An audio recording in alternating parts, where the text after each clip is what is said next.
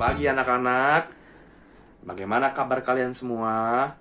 Semoga kalian sehat selalu ya, dan senantiasa dalam perlindungan Allah Bapa. Nah anak-anak, hari ini kita akan beribadah. Kita mau merayakan hari Tuhan. Nah, sebelum kita beribadah, kita berdoa terlebih dahulu ya. Kalian harus beribadah yang baik, duduk yang manis, dan konsentrasi. Nah anak-anak, mari kita berdoa. Allah Bapa kami yang hidup, kami mengucap syukur. Terima kasih Allah Bapa, Engkau telah menuntun dan menyertai kami sepanjang minggu ini, sehingga hari ini pun kami masih dapat beribadah di hadapan-Mu. Bapa, kiranya Engkau curahkan Roh Kudus-Mu dan jaga kami Bapa, sehingga kami dapat mengikuti ibadah dengan baik, sehingga setiap ibadah setiap doa, pujian yang kami naikkan memberikan kemuliaan bagi nama-Mu ya Bapa. Terima kasih Allah Bapa, hanya di dalam nama Tuhan Yesus kami berdoa dan bersyukur. Amin. Anak-anak, kita akan menyanyikan pujian. Kalian ikut bernyanyi ya di rumah. Tanpa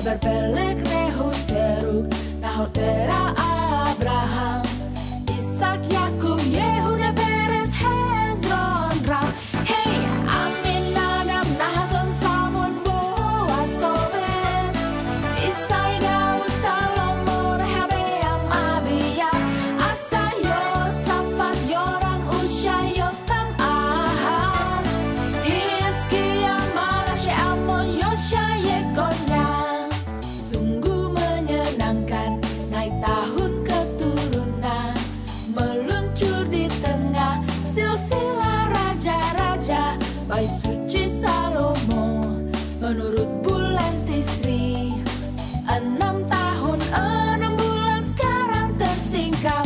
Hey rahasia 3000 tahun telah dibuka pertama di dunia dalam sejarah panjang. Larilah bawa firman ke seluruh dunia sambil kita bernyanyi lagu sukacita. Mulia di sorga, damai di bumi, bintang timur cemalang, sejarah penebusan, silsilah kejadian, pertemuan terlupakan, pelita perjanjian, pemeliharaan ajaib. Hey, dalam orang percaya, firman berlari, pelita perjanjian terangi seluruh dunia. Larilah umatnya membawa firman menuju ke jalan hidup kekal ubah.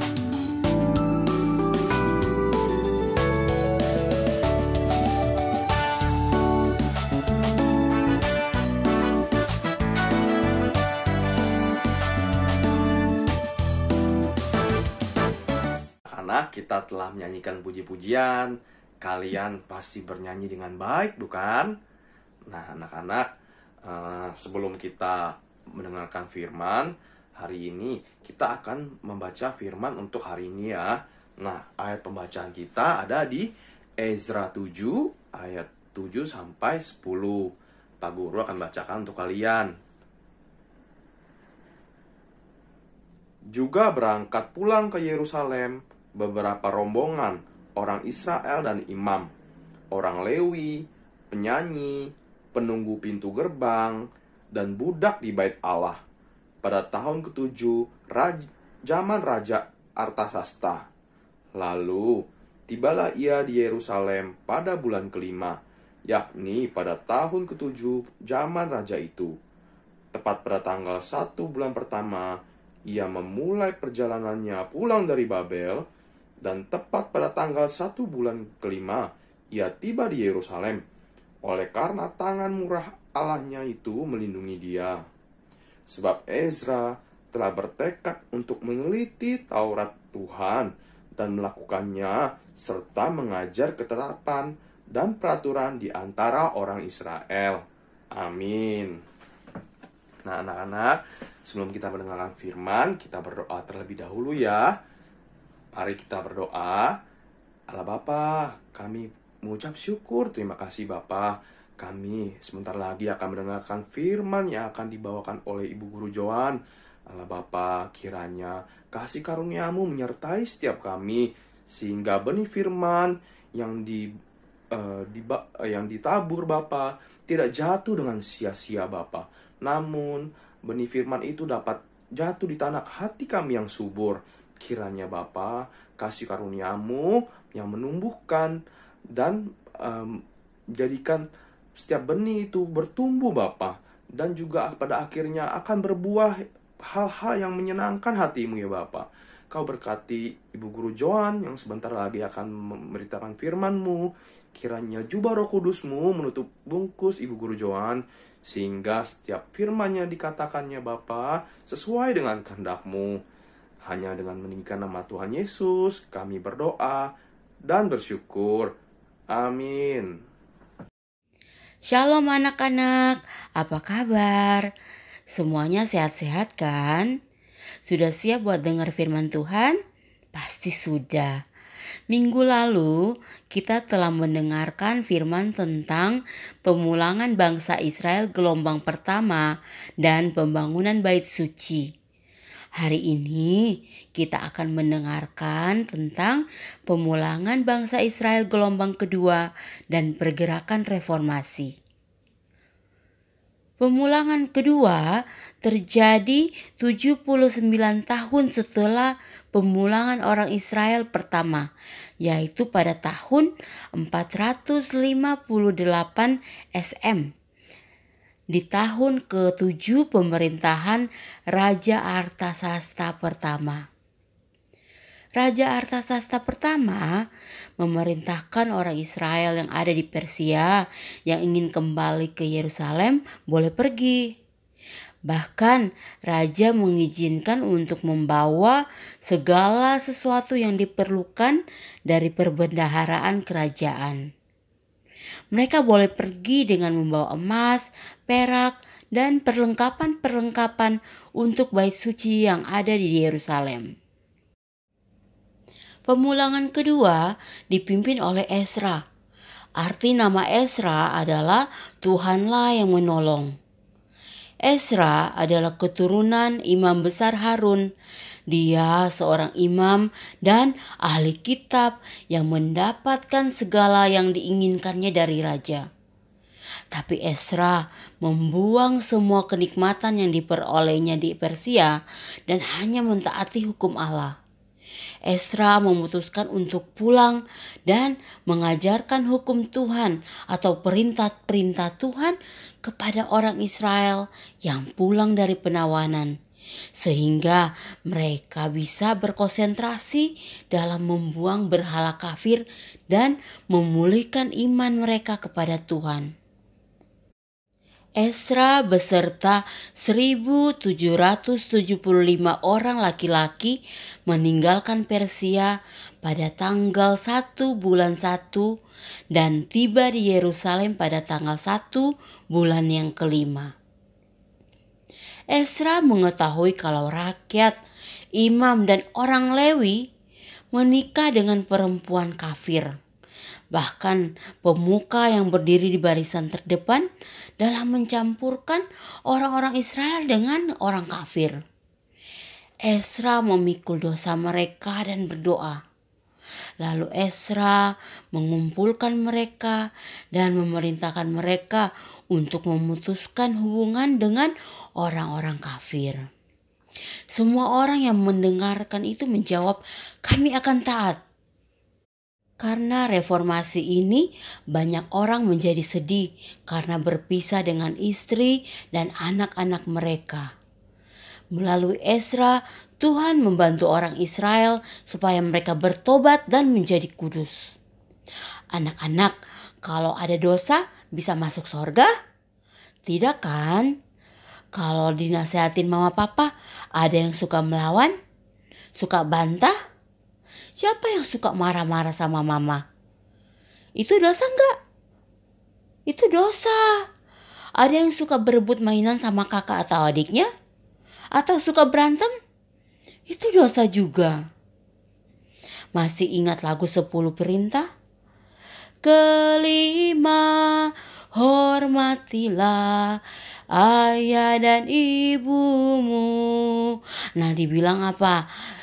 Harus hormat sama orang tua. Lalu ke-10, jangan ingini punya orang lain.